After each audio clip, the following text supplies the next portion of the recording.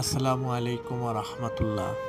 বিশ্বের মুসলমানেরা এখনো কি ঘুমিয়েই থাকবে? জেগে উঠবে না তোমরা?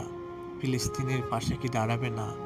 ফিলিস্তিনের শিশুরা কি এভাবেই ইহুদিদের হাতে তাদের বোমার আঘাতে এভাবেই কি তারা মরে যাবে?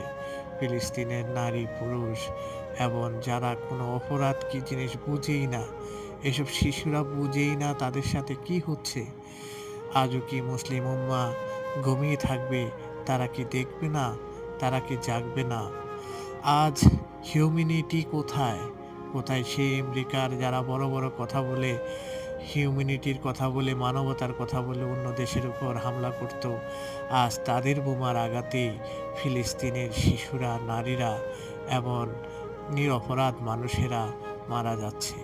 প্রিয় মুসলিম উম্মাহ, এখনো সময় আছে, জেগে ওঠো, ফিলিস্তিনের পাশে দাঁড়াও এক হয়ে।